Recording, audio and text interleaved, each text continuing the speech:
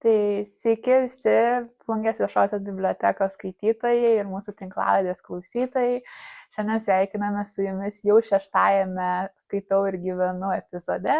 Ir šiandien svečiuojamės Alsėdžiuose, esame Alsėdžių bibliotekoje ir šiandien kalbinsime Vidą.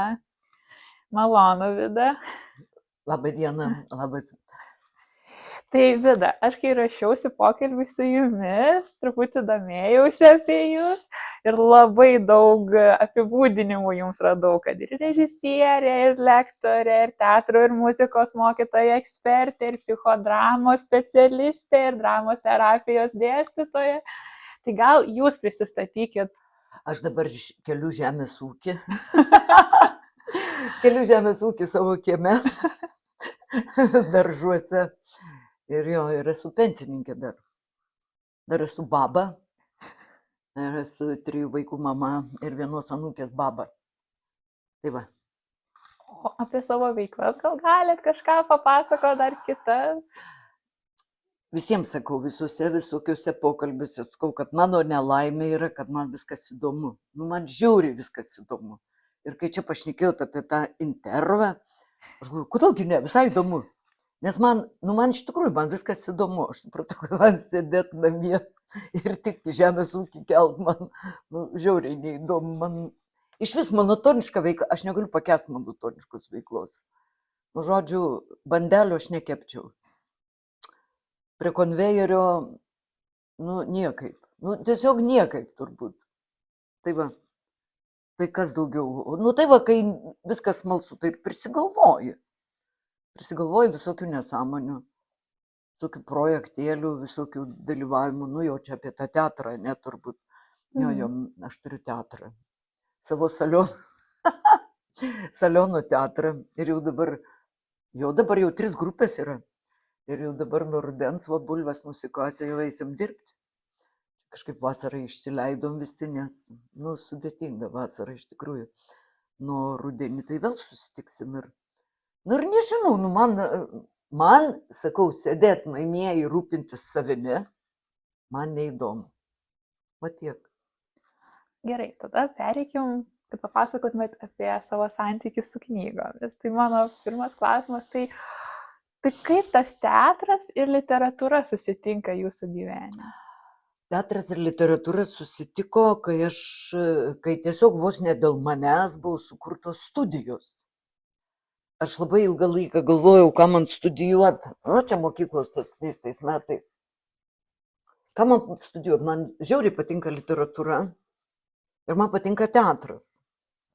Ir staiga Klaipėdos fakultetuose, menų fakultetuose specialybė. Mes buvom penkta laida tik tai. Tai buvo nauja ganėtinai specialybė, buvo lietuvių literatūra ir režisūra.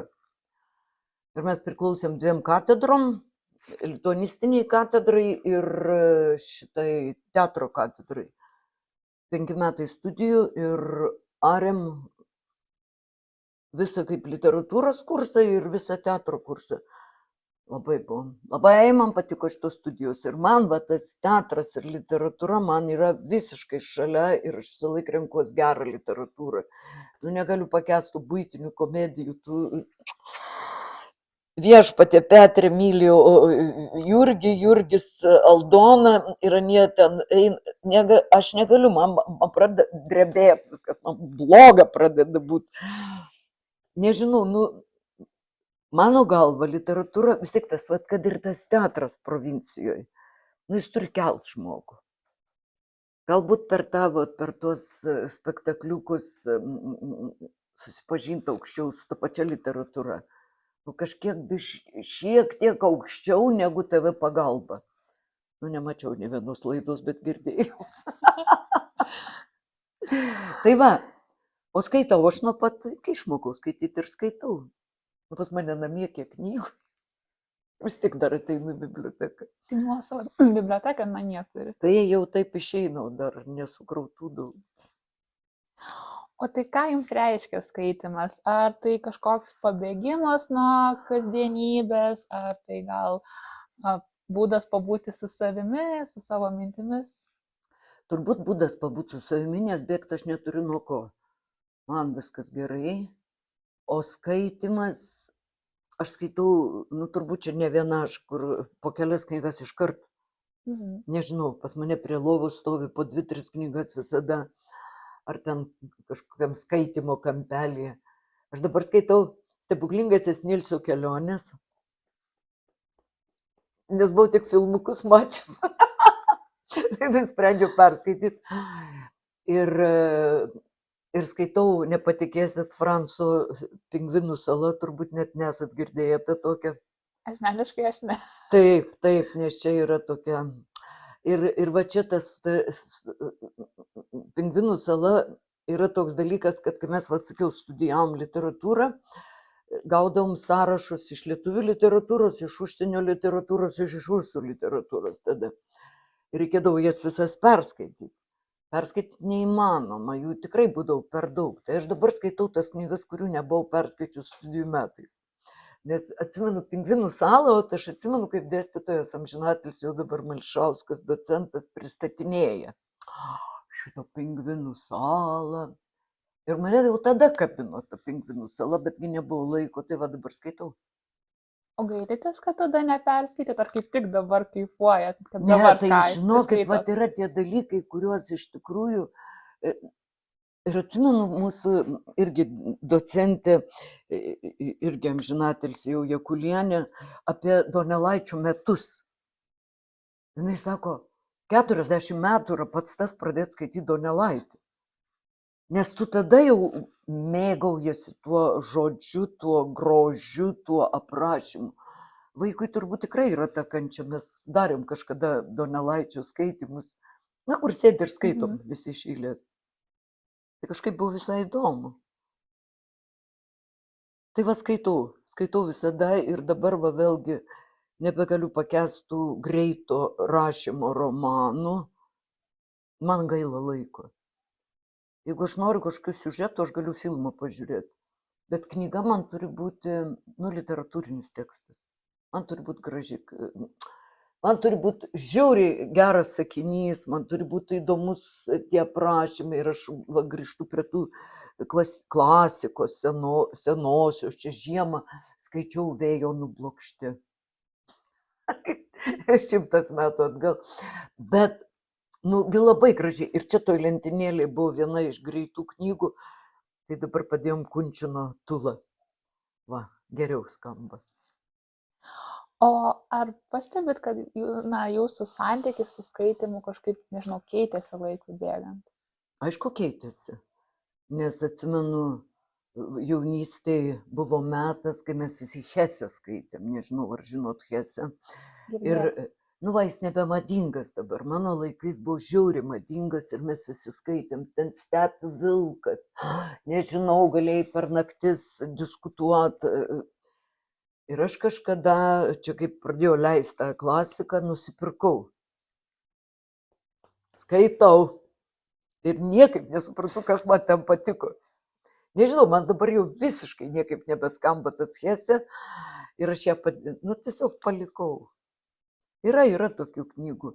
Ir atvirkščiai, va tos, kurios nepatiko, dabar patinka. Kaip sakau, ta klasika, kuri atrodė galbūt nuobodi jaunystėj, norisi greito tempo, o dabar man toks mėgavimasis tais ilgais sakiniais, aprašymais. O ar yra kažkokia knyga, kuri turėjo, nežinau, didelę įtaką jūsų gyvenime? Man apskritai labai patinka magiškas realizmas. Čia iš lietuvių literatūros Baltaragio malūnas būtų turbūt labiausiai. Magiškas realizmas, kai lyg tai ir realiai aprašomi dalykai ir čia pat įsipina kažkokia šitie, ir 100 metų vienatvės. Kas? Markesas. Markeso va knygos man labai, nežinau, žiauriai patinka man šito vyruko. Ir kalbėjimas, gal ne tiek ten tas siužetas kitą kartą, kiek tas gebėjimas perteikti. Kažkokia fantastika. Va 100 metų vienatvės aš ją turiu kaip Bibliją, kur ten vis laiks nuo laiko aš ją paskaitau. Galbūt dabar, sakyčiau, nežinau. Šiaip knyga, kiekviena knyga padaro įspūdį ir paskui kita knyga padaro įspūdį. O kaip renkatės tas knygas? Ar pagal autorių, ar pagal temą, ar pagal nuotaiką? Kaip susidėliojat, ką ir kada skaitysit? Šiaip esu spontaniška, labai spontaniška. Būna, kad viršelis patraukia net. Būna pavadinimas kažkoks. Aišku, autorius, vat vėlgi dabar, kaip sakyta, skolų, kažkokių skolų, juodų plyšių, gražinimas, pildymas. Nu, visų knygų perskaityti neįmanoma, bet kažką tokio, kur, va sakau, tas pats Kunčinas, va Tatula, visi šneka apie Tatulą, galvoju, nu, ašgi neskaičius jos. Pačiu nervino, labai ilgai aš ją ten ją mėčiau. Ir neįs, o paskui taip įkritau, bet turbūt, va, irgi reikia būti gyvent Vilniui, kad suprastum, ką čia rašo. Jūs gyvenat Vilniui? 35 su viršum. Ir už tai, va, sakau, tas skaitai ir tas, tu vaikščioji kartu. Tu viską supranti ir žinai. Kaip ir ta Gabelio Vilniaus pokeris irgi reikia būti gyventoju. Bet yra tos universalios. Nu dabar tai vėl grįšiu būtinai, pasiimsiu kažkada Vaižgantą. Jeigu dar yra jisai literatūrose. Man tokia graži kalba. Jis tokių žodžių, kur mes jau nebevartojam. Ir tos tokia klasika, siužetinių vingių visų eina savo. Tai va. O kur ir kaip dažniausiai skaitate? Ar turit kažkokių skaitimo ritualų gal savo susikurtų? Skaitau, jeigu žiema, tai būtinai po toršeru, su pledu. Tokia irgi klasika, ne? Patogiai, su ištiestom kojom. Dabar, paskui mane išmokė, pažįstama viena, sako, aš skaitau lovoj. Ir buvo tokių knygų, kurios sunkiai skaitėsi. Ir sako, aš jas turiu ir įpratus, reiškia, vakare bent jau 2 puslapius aš perskaitau. Ir iš tikrųjų aš nusiboginau į lovą. Stalinė lempa, eini miegot ir tu perskaitai, nu, kažkiek. Žinokit, žiūri, geras dalykas. Aš jau paskui laukiu vakaro, kai eisiu miegot ir skaitysiu knygą. Nes per dieną kažkaip kaip ir kartais nėra kada. Ir va tas vakaro ritualas man visai patiko, žinokit. Čia žiemos vakarai, rudens, kai jau reikia tą lempą tikrai užsidegti. Aš galiu skaityti pliaže, taip traukinį. Nesate tas žmogus, kurį, nežinau, trikdo pašaliniai kažkokie garsai, kuris gali tik kažkokioj ramioj vietoj skaityti. Jeigu gera knyga, aš į traukinį visada rinkdavausi tą tokį siužetinį, jau kur traukiantis siužetas. Ir man labai patinka šitas autobusų stoties, traukinių stoties, tos knygų lentynėlės. Aš visada jas peržiūriu ir būna, kad pasiimu ką nors į traukinį. Dabar tokį Murakami turiu, be vyrų, pasaulis be moterų, ar be vyrų nebeatsimenu kažkokia yra. Tai esu iš skaitimų bibliotekėlės tos gatvės. O ar tik grožinę literatūrą skaitote, ar ir negrožinės knygas? Aš turiu visą lentyną knygų, kurias vis dar tikiuosi perskaityti. Ir tai yra iš mano psichodraminių, visų dramos terapijos, tie visi reikalingos knygos. Labai sunkiai sekasi, labai sunkiai, bet skaitau.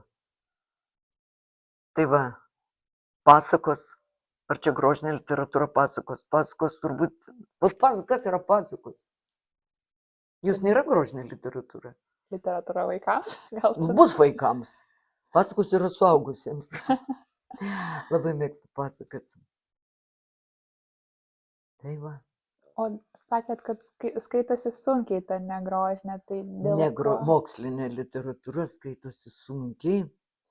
Kartais stengiuosi po truputį skaityti, ką nors. Ir čia pat jaučiu, kad nuklydo mintis. Nu, žodžiu, nesu aš mokslininkės tipas.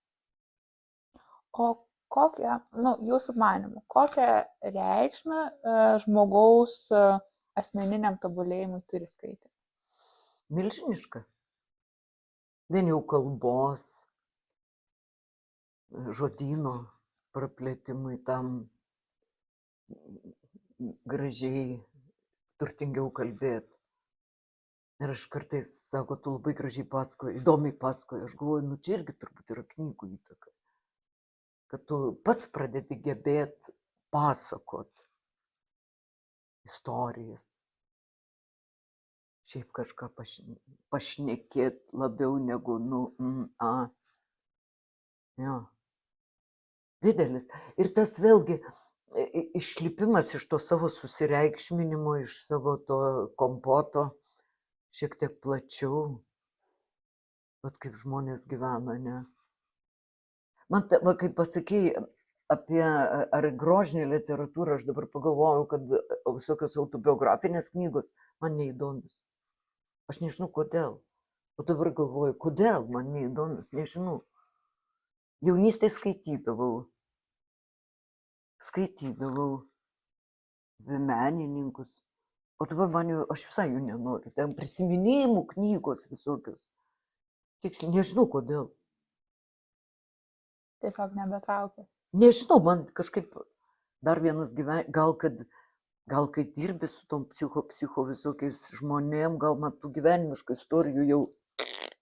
Kad norisi knygose jų nebematyti. Ne, jo, per literatūrą gerą, visai kitas tas dalykas. O dabar papasakokite apie savo, nežinau, gal kažką plačiau apie patirtį su biblioteka. Kaip suprantu, esat jau čia tokia nuolatinė lankytoja, ar klystu? Ateinu, biblioteka yra nuostabi vieta.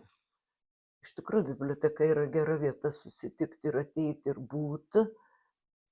Ir dar ir daugiau galėtumėm rinktis. Dažniau, pavyzdžiui, tikrai, kodėlgi ne.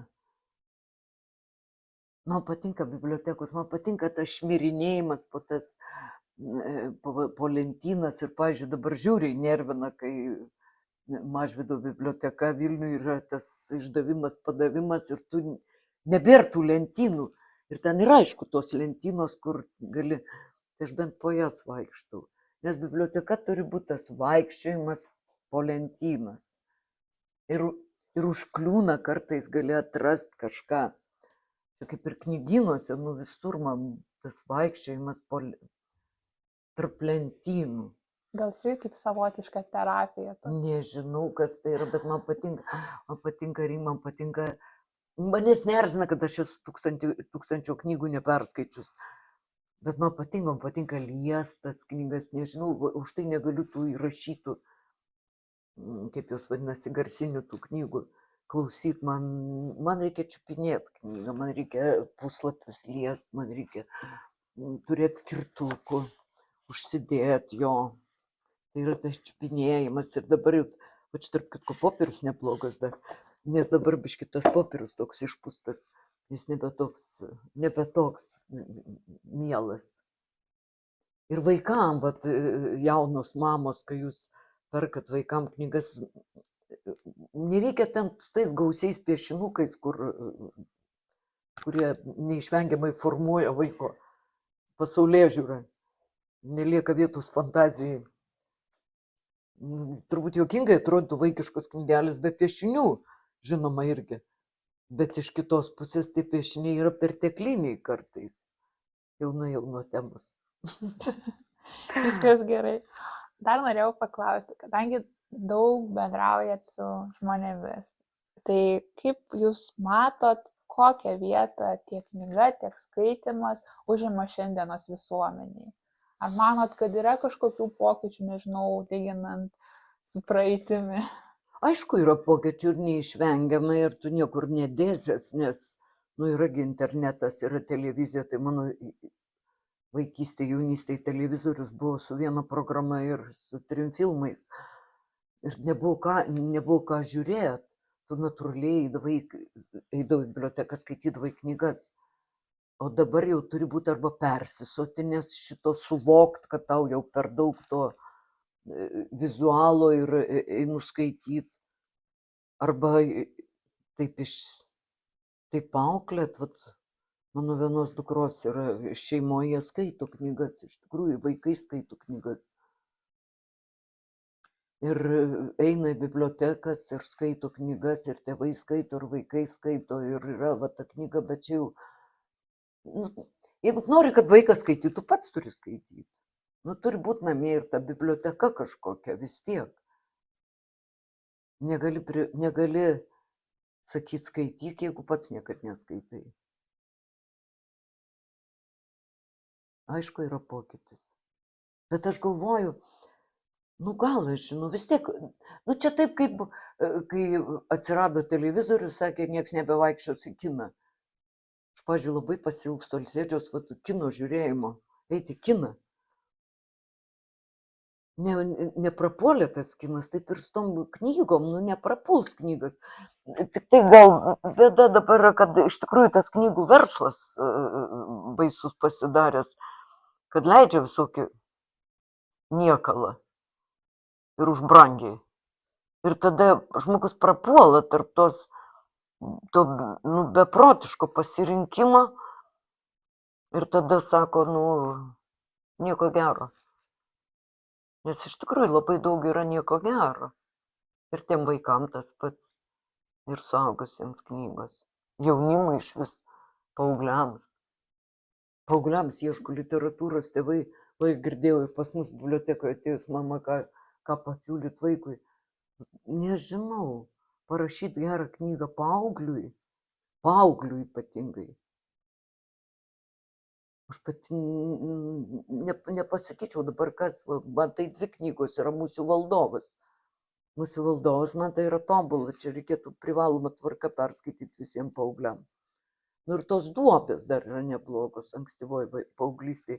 Ir aš nežinau knygų, man tos visiškai šiuolaikinės, gal aš ne visas perskaičiau, žinoma, kur tai ne visas.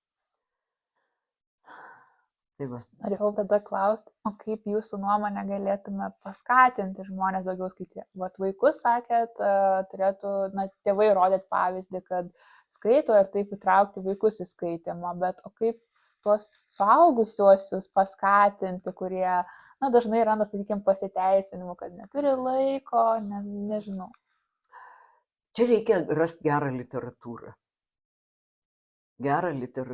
Nes aš atsimenu, toks dirbau, per gyvenimą dirbau visokiuose projektuose ir dirbau berniukų kolonijoje Kauno.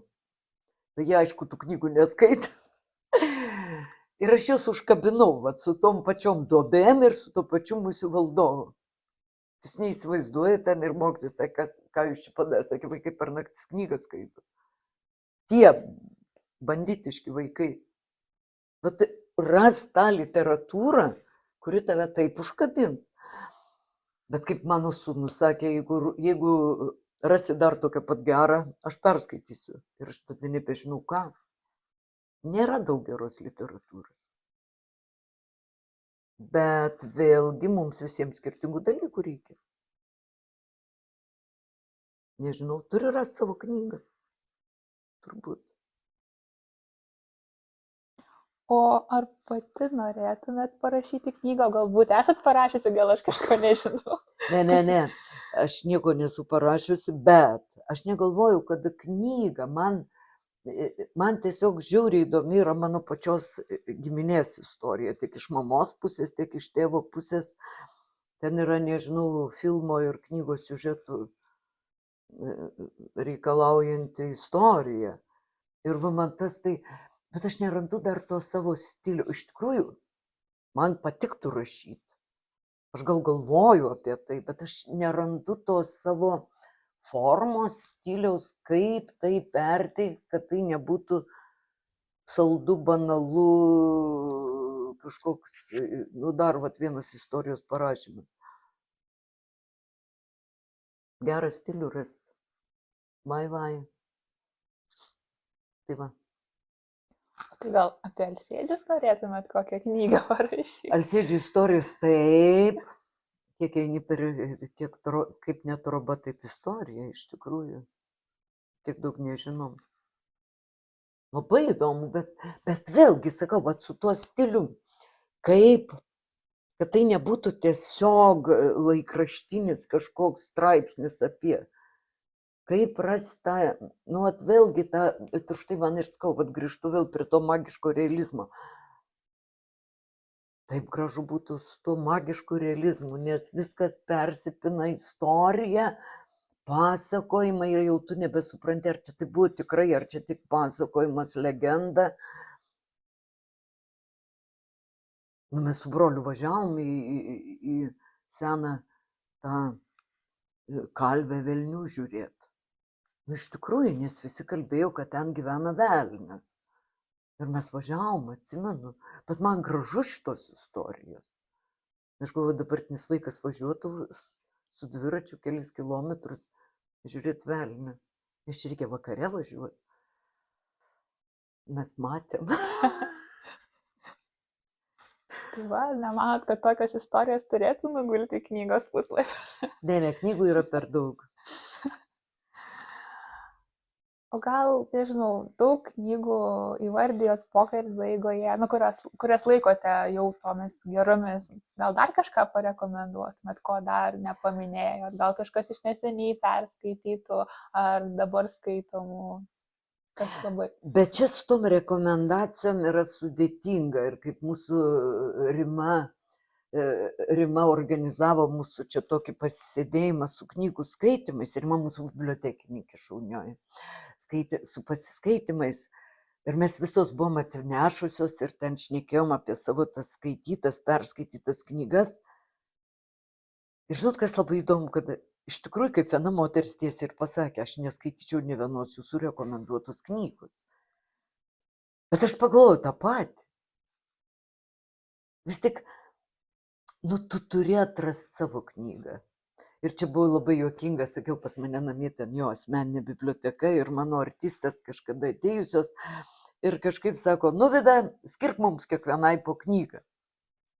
Kaip įdomu, aš rinkau žmonėm knygas pagal jų charakterį, pagal tai, kaip įsivaizduoju, kas jam turėtų patikti. Nu, pataikiau, nemažai pataikiau jo ir skaitė jos. Bet kaip tam žmogui? Čia turi, nežinau, klausimyną sudaryti apie tavo gyvenimo būdą, apie pomėgius, apie svajones ir gyvenimo, ten, kad nežinau, kažkokius reikalus. Ir tada, kaip pagal tą receptą žiūrėti, ką tam žmogui pasiūlyti. Koks įdomus darbas bibliotekininko. Nu, tikrai. Ja. O niekada nesvarstėt apie tokį darbą? Aš kai gyvenau Vilniui, vaikščiodavau į Mickevičiaus biblioteką ir vis pavydėdavau rūbininkai bibliotekos. Žiūrėjau, fainai, kiek tų paltų yra, nėra. Jinai visą laiką skaitydavo. Jis sėdi ir skaito, biblioteka čia pat. Geras darbas, daugiau laiko skaitimui. Jo, bet dabar jau nebirtų rūbinių niekur. Nu, bibliotekininko darbas žiauriai įdomus iš tikrųjų. Bet čia vėl prasideda, man jau būtų rutina. Ir aš turbūt iš proto išeičiau ir pradėčiau daryti, nežinau, ką toj bibliotekoje. Kadangi mūsų pokalbis eina prie pabaigos, norėčiau, kad paprašyti jūsų gal kažkokį, nežinau, žodį, kažką pasakytumėt mūsų klausytojams, palinkėdama, nežinau, nenustoti skaityti. Nenustoti. Pradėti skaityti. Ne, iš tikrųjų, skaitykit žmonės. Nu, pasidėk tu prie lovos knygą. Nu, perskaityk po vieną puslapį. Po vieną. Kitą dieną vieną. Ir trečią kartą dieną. O paskui žiūrėk, gal jau 2 puslapiai, o paskui jau žiūrėk, gal užsikabinsi ir perskaitysi 10 puslapių. Laiko visada yra ir visi to laiko turi vienodai. Bet sakau, tas lovos knyga yra geras variantas iš tikrųjų. Sako, aš iš karto užmiegu. Nu tai okei, ir užmig. Nu vis tiek perskaitysi 5 sakinius, kol užmigsi. Bet toks įprotinį dalyką, pasidaryti įprotinį dalyką.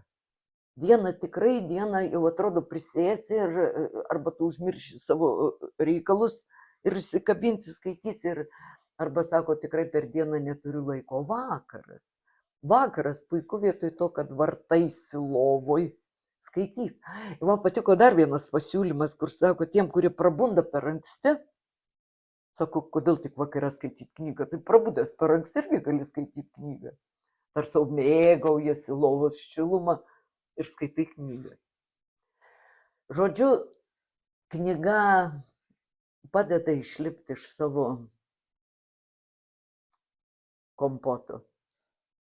Iš savo to viralo, kuriame tu esi užsikuitęs, užsibuvęs ir susireikšminęs ir susisvarbinęs. Ir tie nesibaigiantis darbai, jie nesibaigia niekad ir lakstimas su šluota ir su skudurėliais yra bėgimas nuo kažko, bijojimas prarast kažko, nežinau. Skaitykit knygas, skaitykit pasakas, skaitykit savo vaikams. Skaitykit su vaikais, labai įdomu, pavyzdžiui, mano vaikai, kai mokės mokykloje, aš skaitydavau jų, privalomas, jiems knygas skaitydavau aš irgi. Ir jūs skaitykit, kaip su vaiku pasišnekėsi, kaip tu patikrinsi, ar jis perskaitė knygą. Skaitykit. Ir ateikit į biblioteką. Bibliotekoje labai geras laikas. Ačiū Jums labai. Ačiū Vida tau. už pokalbį, buvo labai smagu. Tikiu, kad buvo ir mūsų klausytojams, o su klausytais atsisveikiname ir iki kitų susitikimų. Iki.